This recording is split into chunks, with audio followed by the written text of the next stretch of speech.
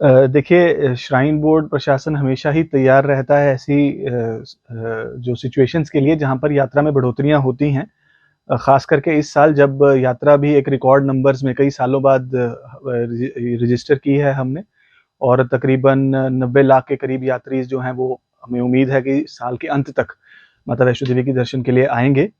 और पिछले चाहे वो नवरात्रि का पीरियड रहा हो या जब 15 अगस्त का जो एक्सटेंडेड वीकेंड रहा हो,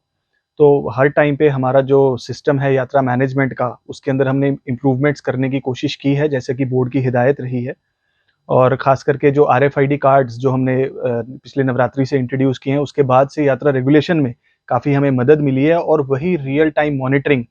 जो है कंटीन्यूअस बेसिस पर चल रही है और जो 30th 31st या न्यू ईयर्स या अगले साल आने वाली जो क्राउड है, उसके लिए हमारे लिए काफ़ी मददगार साबित होगी।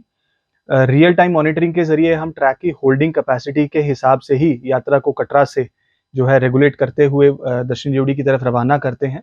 और जो हमारी सारी सिक्योरिटी एजेंसीज़ हैं, उनके साथ भी हमारी प्रिपरेटरी मीटिंग्स हो चुकी हैं, चाहे वो पुलिस हो या सीआरपीएफ हो। और आज भी आईजी सीआरपीएफ और उनकी टीम के साथ एक डिटेल्ड बैठक हमारी हुई इसी चीज़ को देखते हुए कि आने वाले रश के अंदर किस तरीके से यात्रा रेगुलेशन हमें एक कोऑर्डिनेटेड एफर्ट के ज़रिए करनी है।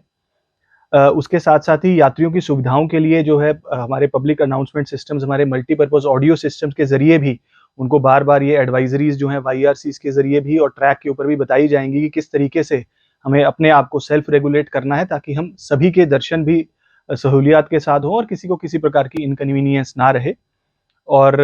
ख़ास करके जो आजकल के टाइम में कुछ कोविड के स्केयर भी सामने आया है और काफ़ी कंसर्न्स भी हमारे तक पहुँचे हैं। उसके लिहाज से भी लोग यात्रियों को किसी प्रकार की कठिनाई ना हो, किसी प्रकार की कोई मुश्किलात ना हो, उसके चलते हुए भी हमारी टीम ने एडवाइज़रीज़ भी आज से ट्रैक पे चलनी शुरू हो गई हैं, ताकि यात्रा जो है बिल्कुल सुचारू रूप से गवर्नमेंट की गाइडलाइंस के हिसाब से चलती रहे और किसी प्रकार की इनकन्वीनियंस किसी को ना हो। देखिए, यात्रा के लिए जो नंबर्स हैं वो पहले से रिस्ट्रिक्टेड हैं। कोर्ट की डायरेक्शंस के हिसाब से जो 50,000 की एक सीलिंग फिक्स्ड की गई है पर्टिकुलर डे पे। और लेकिन ये एक डायनामिक फिगर रहती है सिचुएशन को देखते हुए कि उस दिन भवन पर कितने लोग हैं और किस स्पीड से जो है यात्री दर्शन करके वापस लौट रहे हैं। तो उसी के लिए हमारी जो एनफोर्समेंट टीम्स हैं उस दिन तैनात रहेंगी भवन पर, ताकि जिन यात्रियों ने दर्शन कर लिए उनको तुरंत कटरा की तरफ रवाना किया जा सके और यात्री कम से कम समय पर भवन पर रुकें। सिर्फ वही यात्री जिनकी बुकिंग्स हो भवन पर, सिर्फ वही यात्री भवन पर स्टे करें और बाकी सभी लोग दर्शन करते ही वापस कटरा की तरफ प्रस्थान करें। उसके लिए भी हमने डेडिकेटेड टीम्स डिप्लॉय की हैं, ताकि कम से कम टाइम में लोग वापस आ सकें और ज़्यादा से ज़्यादा यात्रियों को हम उस दिन दर्शन की फैसिलिटीज़ दे सकें, ताकि उनको किसी प्रकार की इनकन्वीनियंस ना हो। तो उस नंबर के हिसाब से और वो होल्डिंग कैपेसिटी के हिसाब से ही हम यात्रियों को भवन की तरफ रवाना करेंगे। और जैसा जो दूसरा पॉइंट आपने कहा होल्डिंग एरियाज़ के बारे में, तो होल्डिंग एरियाज़ हमारे पास यात्रा ट्रैक के ऊपर 4 लोकेशंस पर डेडिकेटेड होल्डिंग एरियाज़ हमारे पास बने हुए हैं।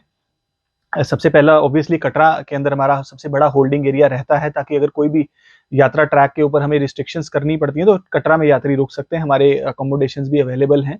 उसके बाद अर्धकुंवारी में हमारा एक बड़ा हॉल्टिंग पॉइंट रहेगा, जहाँ पर एक सीनियर ऑफिसर भी एज़ यात्रा ऑफिसर डिप्लॉयड रहेंगे 30th से लेकर 2nd तक 4 दिनों में। जॉइंट सीओ या डिप्टी सीओ रैंक के ऑफिसर रहेंगे, जो इस यात्रा को रेगुलेट करने के लिए अर्धकुंवारी के होल्डिंग एरिया को रेगुलेट करेंगे। तीसरा, हमारे पास सांझी छत में एक होल्डिंग एरिया डेडिकेटेड रहेगा, वहाँ पर भी हम यात्रा को होल्ड कर सकते हैं एज़ एंड व्हेन रिक्वायर्ड। चौथा, हमारे पास होल्डिंग एरिया मनोकामना ज़ोन में रहेगा, ताकि मनोकामना एरिया के अंदर भी हम आने वाले क्राउड को, जो कि खास करके बैटरी कार ट्रैक के ज़रिए पहुँच रहा है, उनको वहाँ पर हम होल्ड कर सकते हैं, अगर हमें लगता है कि भवन एरिया के अंदर एक्सेसिव क्राउड या फुटफॉल हो रहा है। तो इन होल्डिंग एरियाज़ को सुपरवाइज़ करते हुए सीनियर ऑफिसर्स रहेंगे उस दिन। और जो मैंने पहले भी कहा, होल्डिंग एरियाज़ का इस्तेमाल में तब लाया जाएगा जब हमारे को आरएफआईडी कार्ड के आरएफआईडी ट्रैकिंग के ज़रिए मालूम चलेगा कि किस एरिया में कितने लोग उस वक़्त मौजूद हैं।